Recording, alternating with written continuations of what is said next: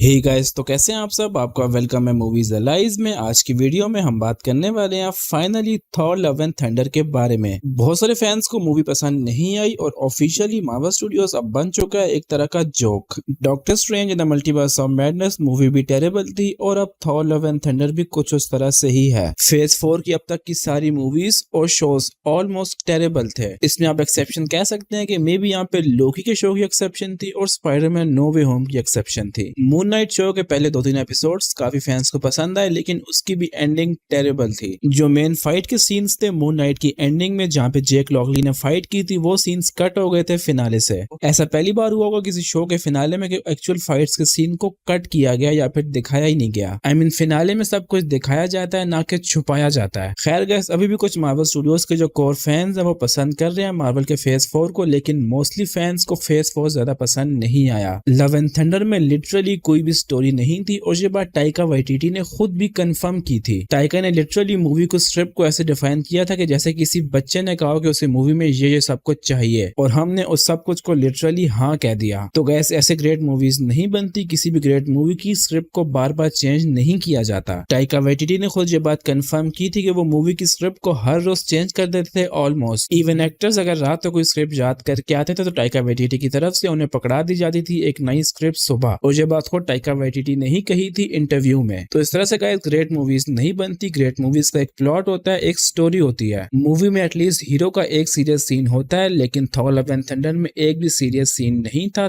Thor का। Christian bells के scene के अलावा पूरी की पूरी मूवी एक तरह से जोक थी। लिटरली मूवी के हर सीन में जोक था और हर डायलॉग पे कॉमेडी थी। अवेंजर्स इन्फिनिटी वॉर में भी थॉर ने कॉमेडी की थी, लेकिन वो कॉमेडी अच्छी थी और लाइकेबल थी। वहां पर कॉमेडी कम थी और इंपॉर्टेंट सीन ज्यादा थे। थॉर लिटरली रोया भी था अवेंजर्स इन्फिनिटी वॉर में। वहां पे थॉर की एक आर्क थी, थॉर का मिशन था। इवेंचुअली थॉर फेल हो गया मिशन में, लेकिन वो प्लॉट की डिमांड थी। लेकिन थॉर लव एंड थंडर में मूवी का प्लॉट था ही नहीं। थॉर की अपनी स्ट्रगल बिल्कुल जीरो थी। रैग्नारॉक भी एक जोक थी, लेकिन वहां पे थॉर की एटलीस्ट स्ट्रगल तो थी। वहां भी सीरियस मोमेंट्स पर जोक थे, लेकिन थोड़े से कम थे। अवेंजर्स इन्फिनिटी वॉर वाला जो थॉर था वो परफेक्टली बैलेंस था। वहां पे थोड़ी बहुत गार्डियंस के साथ कॉमेडी थी, लेकिन मोस्टली थॉर सीरियस था। मोस्टली फैंस क्रेडिट देते हैं टाइका वाइटिटी को थॉर के कैरेक्टर को वापस लाने के लिए या फिर रिवाइव करने के लिए, लेकिन उसका क्रेडिट जाना चाहिए रूसोस को। एटलीस्ट अवेंजर्स इन्फिनिटी वॉर तक अवेंजर्स एंड गेम में भी थॉर को यूज किया गया लिटरली एज अ जोक। लोग मूवी में थॉर को यूज करते थे लिटरली हंसने के लिए। टाइका ने खुद थॉर रैग्नारॉक में ये कॉन्सेप्ट बताया था कि थॉर को अपने वेपन की जरूरत नहीं है, थॉर अपने वेपन के अलावा भी और बहुत कुछ है। लेकिन इन्फिनिटी वॉर में उसका उल्टा हुआ और थॉर लव एंड थंडर में और ज्यादा उल्टा हुआ उसका। थॉर को और ज्यादा डिपेंडेंट कर दिया गया उसके वेपन पर। तो टाइका लिटरली अपने बात के ऑपोजिट जा रहे हैं कि थॉर को अपने वेपन की जरूरत नहीं है। लिटरली ज़ूस से मदद मांगने के लिए या फिर एटलीस्ट उसका लाइटनिंग बोल्ट लेने के लिए थॉर जाता है ओमनीपोटेंट सिटी, और ज़ूस का लाइटनिंग बोल्ट आगे मूवी में ज्यादा काम नहीं आता प्लॉट को आगे ड्राइव करने के लिए। लिटरली हैमर से नेक्रोसॉर्ड तोड़ी जाती है गॉर की, जबकि ऑलरेडी 50 बार जेन मार चुकी है अपने हैमर को नेक्रोसॉर्ड पर। गॉर लिटरली इससे पहले स्टॉर्म ब्रेकर के खिलाफ भी और म्योनियर के खिलाफ भी यूज कर रहा था अपनी सोर्ड को एज अ शील्ड, लेकिन समहाउ मूवी की एंडिंग में नेक्रोसॉर्ड को तोड़ दिया म्योनियर ने एक ही ब्लो में। इसके अलावा अगर स्टॉर्म ब्रेकर के पास अपनी पर्सनैलिटी है तो वो अपनी पावर्स को कंट्रोल भी कर सकता है। अगर वो अपने मालिक यानी कि थॉर को पहचानता है तो उसे काम करना नहीं चाहिए था गॉर के हाथों में, लेकिन ऑफ कोर्स प्लॉट के लिए वो चाहिए था और वैसा हो गया। स्टॉर्म ब्रेकर पहले अलाइव था, एज अ कैरेक्टर एक्टिंग कर रहा था पूरी मूवी में, लेकिन गॉर के हाथों में आने के बाद वो सब कुछ करने लगा जो कुछ गॉर करना चाह रहा था उसके थ्रू। जबकि इससे पहले स्टॉर्म ब्रेकर बायफ्रॉस्ट को कॉल नहीं कर रहा था